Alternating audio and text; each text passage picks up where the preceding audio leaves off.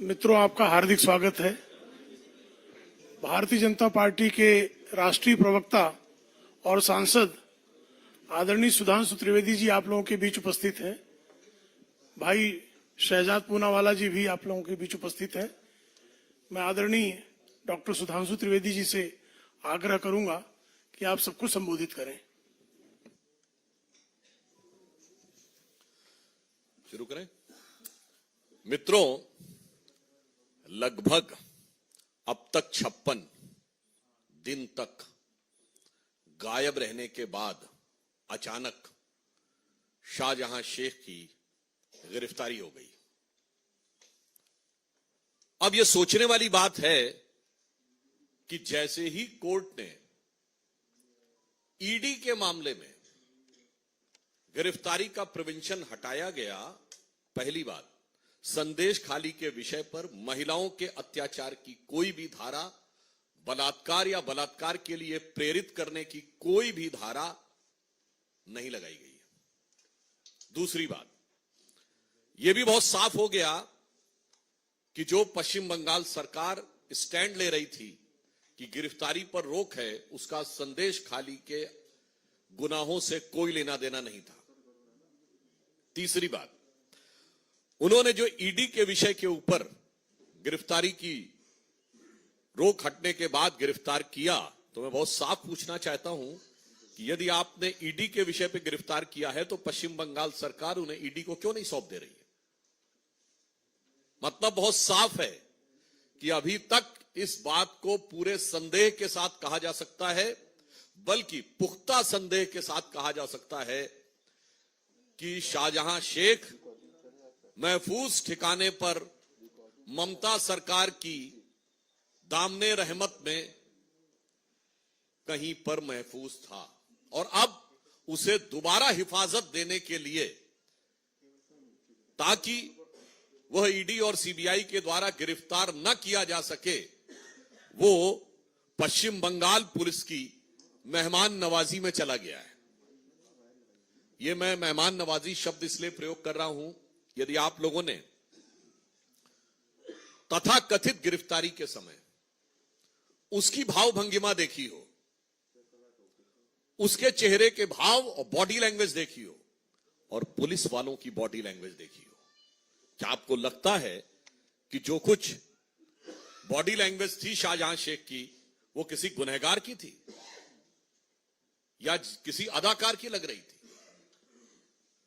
जिस स्टाइल से वो चल रहा है और जिस ढंग से पुलिस वाले उसके पीछे चल रहे हैं, तो ऐसा प्रतीत होता है कि जैसे पुराने जमाने में कहा जाता था ना कि बा अदब बा मुलायजा होशियार शाहजहां साहब जलवा अफरोज हो रहे हैं। कहीं से नहीं लग रहा था कि बेबसी जरा भी उसके चेहरे पे है, खौफ जरा भी उसके चेहरे पे है, गिरफ्तारी का कोई भाव उसके चेहरे पे है। ऐसा लग रहा था कि वो बाकायदा जलवा अफरोज हो रहे हैं। और उससे भी बड़ी बात, कभी पुलिस गिरफ्तार करती है तो आपने देखा है कि वो पुलिस आगे चलती है कि गिरफ्तार किया हुआ व्यक्ति आगे चलता है? पुलिस आगे चलती है। यहां तो ऐसा लग रहा था पुलिस एस्कॉर्ट कर रही है, क्योंकि शाहजहां शेख जिस धमक के साथ आगे चल रहा था और पुलिस वाले जिस ढंग से कंधे झुकाए हुए पीछे चल रहे थे, यह मैं इसलिए कह रहा हूं, यह संदेश खाली का संदेश पूरे भारत के लिए और पूरे समाज के लिए बहुत साफ है। उससे बड़ी आपत्ति हमारा साफ साफ पूछना यह है कि जिसको ममता जी ने फ्लोर ऑफ द हाउस पे डिफेंड किया, वो अचानक पुलिस के द्वारा एक लीगल प्रोटेक्शन देने के लिए, यानी अभी तक उसे सेकुलर प्रोटेक्शन प्राप्त था, अब उसे लीगल प्रोटेक्शन प्राप्त हुआ है। हम बहुत स्पष्ट रूप से पूछना चाहते हैं कि तृणमूल कांग्रेस और इंडी गठबंधन दोनों जवाब दें कि शाहजहां शेख जो विक्ट्री साइन दिखा रहा था, इसका क्या मतलब है? किस बात की विक्ट्री?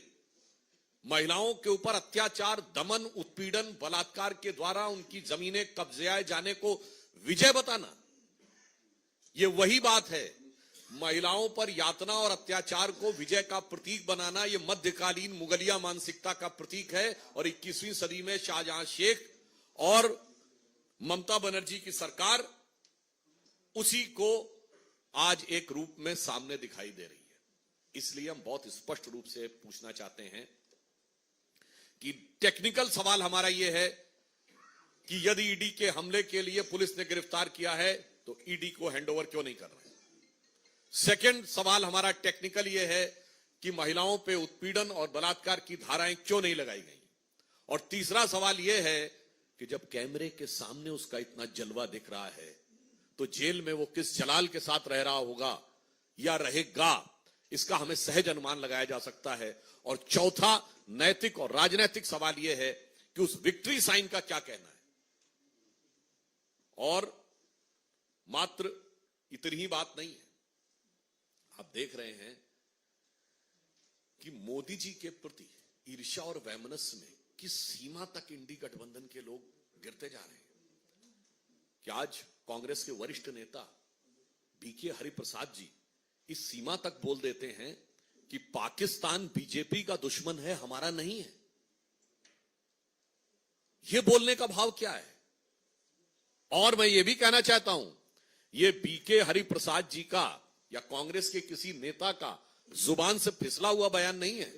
मणिशंकर अय्यर और Salman Khurshid, former cabinet ministers, both were the former cabinet minister and Salman Khurshid ji were the former foreign affairs minister, जाके ये कहे थे ना कि पाकिस्तान में जाके कहे थे कि मोदी जी को हटाना है तो मदद करिए। राहुल गांधी जी के बयान को पाकिस्तान ने यूनाइटेड नेशंस में भारत सरकार के खिलाफ प्रयोग किया था।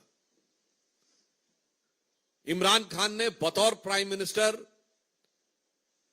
उस समय कांग्रेस के अध्यक्ष रहे पंजाब में, सिद्धू की तरफ इशारा करते हुए रैली में बोला था कि जब तक यह सरकार रहेगी तब तक हमारे हालात नहीं सुधरेंगे, जब आप लोग आएंगे तभी हमसे संबंध बेहतर होंगे। हाफिज को साहब किसने बोला था? कांग्रेस के नेता ने। और हाफिज सईद का वो वीडियो अवेलेबल है जिसमें वो कहता है कि भारत में सिर्फ बीजेपी जैसे खराब लोग नहीं है। देखिए, आज कांग्रेस पार्टी ने तो ऐलान कर दिया है कि आप पाकिस्तान के खिलाफ जो कर रहे हैं वो बंद करिए, कोट अनकोट। तो साहब, ये प्यार का इकरार दो तरफा है। इसलिए मैं बहुत साफ पूछना चाहता हूं, एक तरफ आप अपराधी आतंकवादी तत्वों को समर्थन दे रहे हैं और दूसरी तरफ खुलेआम ये बयान दे रहे हैं, तो इंडी गठबंधन और राहुल गांधी जी से हम ये पूछना चाहते हैं कि मोहब्बत की दुकान में पाकिस्तान के लिए इतनी मोहब्बत क्यों नजर आ रही है? और ये फिर मैं बोल रहा हूं, again I am quoting with the reference, Barack Obama ने अपनी किताब द प्रॉमिस लैंड में 2010 में भारत की यात्रा के समय तत्कालीन प्रधानमंत्री डॉक्टर मनमोहन सिंह जी की वार्ता के आधार पर लिखा था कि 2008 में 26/11 के हमले के बाद भारत की सेना एक कड़ी कार्रवाई करने के लिए तैयार थी। और उस समय रॉय आईबी के चीफ से जिन्होंने इस्तीफा भी दे दिया था इस बात पे, चूंकि लगातार संकेत दिए गए थे कि ऐसा होने वाला है। परंतु उसके बावजूद बकौल बैरक ओबामा, अगर कांग्रेस को आपत्ति है तो बैरक ओबामा पे जाके मुकदमा कर दें, बकौल Barack Obama doctor Manmohan Singh की सरकार ने इसलिए निर्णय नहीं लिया कि पाकिस्तान के खिलाफ हुई किसी भी कार्रवाई से बीजेपी को फायदा न हो जाए। यानी हमारे सैकड़ों लोग मारे गए, हमारे सिपाही मारे गए। तुकाराम मामले को तो याद है, हाथ में वो पकड़ते हुए गोली लग गई, कोई फर्क नहीं पड़ता। सियासत के तराजू पे तौलना है, चाहे पीड़ित महिलाओं का दर्द हो, आदिवासी महिलाओं का दर्द हो संदेश खाली में, दलित महिलाओं का दर्द हो, वो पहले तराजू पे, सियासत के तराजू पे तौला जाता है कि कौन सा वोट बैंक तगड़ा वाला है, फिर उसके आधार पे बोला जाता है। और फिर चाहे देश की सुरक्षा हो या देश का आत्मसम्मान हो, उसको भी उसी प्रकार से राजनीति के तराजू पे तौला जाता है। और आपने वो भी देखा होगा कि माननीय प्रधानमंत्री जी ने भी इसका उल्लेख किया है कि तमिलनाडु की सरकार ने चीन का मिसाइल, चीनी फ्लैग, अब बताइए, चीन के साथ करार तो सुना था, डोकलाम में चीन के साथ लंच और डिनर तो सुना था, अब यही कसर रह गई थी कि इंडी गठबंधन की सरकारों में मिसाइल पे चीन का झंडा नजर आएगा, मगर आप आश्वस्त रहिए कि भारत की जनता इस हर एक चीज को, भारत की यह विवेकपूर्ण जनता हर एक चीज को बहुत गंभीरता से देख रही है और इसका समुचित प्रत्युत्तर देगी। महिलाओं के उत्पीड़न का माकूल जवाब मिलेगा, पाकिस्तान से प्रेम का मुंहतोड़ जवाब मिलेगा और चीन के झंडे का बिल्कुल एप्रोप्रिएट रिप्लाई इस गठबंधन की सरकार को मिलेगा। और मैं याद दिलाना चाहता हूं, ये वही डीएमके की सरकार है जिसके de facto number 2 minister eradication of Sanatan Dharma यानी हिंदू धर्म के समूल नाश की कॉन्फ्रेंस करते हैं, बयान नहीं अभियान की बात करते हैं, वही चीन का मिसाइल दिखाते हैं और चीनी झंडा उनके कार्यक्रमों में दिखाया जाता है। इस प्रकार की मीडिया में रिपोर्ट्स हैं और इस प्रकार के चित्र बहुत स्पष्ट रूप से उपस्थित हैं और आज तक अभी तक डीएमके की सरकार ने न इसके लिए माफी मांगी है, न सफाई दी है, न इसका कोई खंडन किया है। इसलिए हम बहुत स्पष्ट रूप से कहना चाहते हैं कि ज्यों-ज्यों समय आगे बढ़ता जा रहा है, इंडी गठबंधन के दलों की भारतीय समाज के प्रति असंवेदनशीलता और हिकारत उभर कर उत्तरोत्तर सामने आती चली जा रही है। धन्यवाद।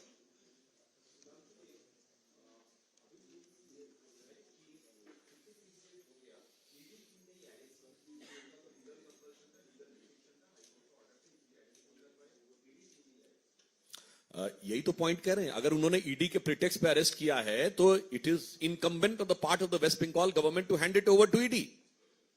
क्या मजाक की बात है? मतलब क्या पुलिस ये कहेगी कि अब ईडी अब तो बरामद हो गया ना, तो जो कॉन्स्टिट्यूशनल लीगल पोजीशन है वो क्या है? मतलब देयर आर टू थिंग्स।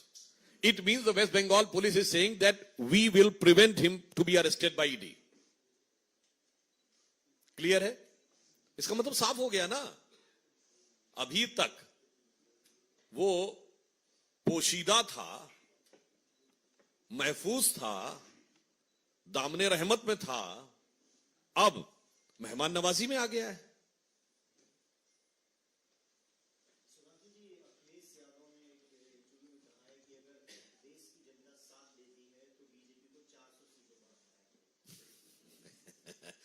कल तो एक सीट हार गए और इतना ही नहीं साहब, उस हार में एक इंपॉर्टेंट बात आप देखिए, 36 वोट चाहिए होते थे एक सीट निकालने के लिए, ठीक है? कह रहे हैं कि हमने हरवा दिया। जया बच्चन जी को 41 वोट दिए। भाई आपके पास कुल 108 वोट हैं, 2 विधायक आपके आ नहीं सकते थे, आपके 106 वोट थे, आपको सबको 35-36 बांट देने चाहिए थे, 36 पे जीतते थे। जया बच्चन जी को 41, ये 5 वोट फालतू क्यों दिए भाई? फिर रामजी लाल सुमन जी को 40, 4 वोट फालतू, तो तीसरा हार नहीं आना है। मतलब जिस समय उन्होंने वोट बांटे हैं उसी समय उन्होंने अपनी शिकस्त का एहतराम यानी पराजय की स्वीकारोक्ति कर ली थी। और यहां पे मैं एक और ऑन द लाइटर नोट कहना चाहता हूं, ये जब से राहुल गांधी जी ने यात्रा शुरू की है, और अब मैं इसको व्यंग में नहीं, मैं गंभीरता से कहना चाहूंगा, ये कम्युनिस्ट मैनिफेस्टो लेकर जो उन्होंने अपनी यात्रा शुरू की है, उसके बाद से हो क्या रहा है? वो जिस राज्य में जाते हैं वहीं तबाही का मंजर हो जाता है। मतलब गुवाहाटी से शुरू किए तो चौपाटी में देवड़ा जी ने पार्टी छोड़ दी, वो बंगाल पहुंचे तो ममता जी ने मुंह मोड़ लिया, वो झारखंड पहुंचे तो सरकार तो बच गई, मुख्यमंत्री जी चले गए, वो बिहार पहुंचे तो इसके सूत्रधार उनको मझधार में छोड़ के चले गए नीतीश कुमार जी, वो उत्तर प्रदेश पहुंचे तो आरएलडी ने छोड़ दिया, और भाई साहब सपा से गठबंधन किया और सपा गड़बड़ा गई। मुझे लगता है इस बात पे बड़ी गंभीरता से विचार करना चाहिए कि ये हो क्या रहा है, और उसके बाद उनको लग रहा है कि यात्रा बहुत सफल है। तो इस पे मुझे वो पंक्ति याद आती है कि बर्बादियों का शोक मनाना फिजूल था, मैं बर्बादियों का जश्न मनाता चला गया।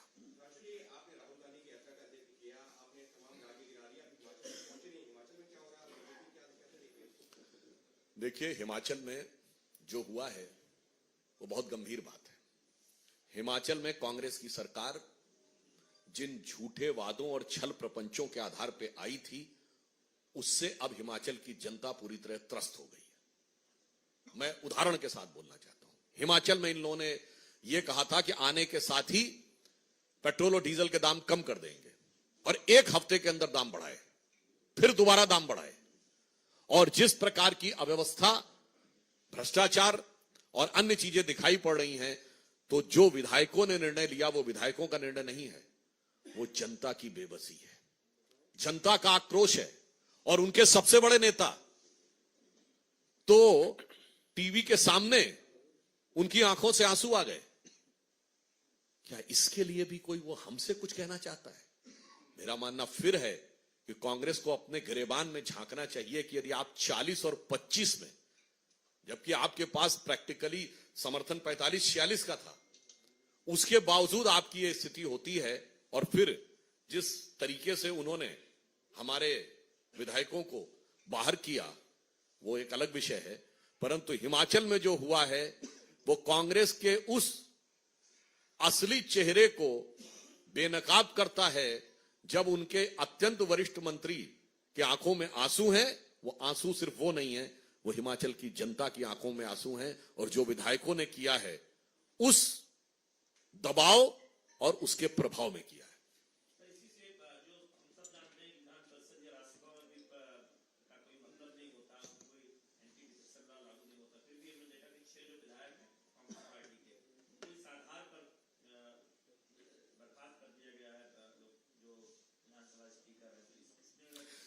देखिए, ये विषय पे मेरे विचार से जो निर्णय है, मैं बहुत स्पष्ट कहना चाहूंगा कि जब सदन की कार्रवाई भी नहीं शुरू हुई थी, उससे पहले ही यदि विधायकों को बाहर किया गया, मुझे लगता है यह दर्शा रहा है कि कांग्रेस की सरकार यह समझ गई है कि अब विधानसभा के पटल के ऊपर भी उनकी स्थिति, जो नैतिक दृष्टि से वो कमजोर हो गए थे, अब संवैधानिक दृष्टि से भी वो कमजोर स्थिति में आ गए हैं।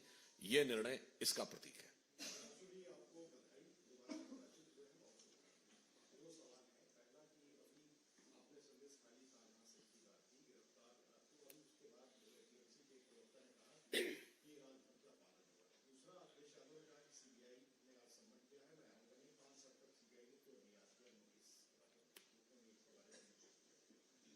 देखिए, जो उन्होंने कहा, बहुत दुखद बात है कि धर्म की बात उनको शाहजहां शेख के बचाव के लिए याद आती है। जितना घोर अधर्म इस समय पश्चिम बंगाल में हो रहा है, मेरे विचार से ये समकालीन भारतीय राजनीति में बहुत रेयर एग्जाम्पल है। और मैं पुनः कहना चाहता हूं, तृणमूल कांग्रेस, कांग्रेस और इंडी गठबंधन से ये कट्टरपंथी ताकतों के साथ समझौता करके केवल शॉर्ट टर्म पॉलिटिक्स को देखना देश के लिए बहुत घातक होता है। 25-30 साल बाद उसका क्या परिणाम होगा समझिए। मैं इतिहास के उदाहरण से बनाना चाहता हूं। 1916 में कांग्रेस ने मुस्लिम लीग के पृथक निर्वाचन क्षेत्र की मांग मान ली थी जिन्ना के दबाव में, और सोचा था कि इससे फिलहाल मामला टल गया। 30 साल बाद वही इलाके पाकिस्तान बने।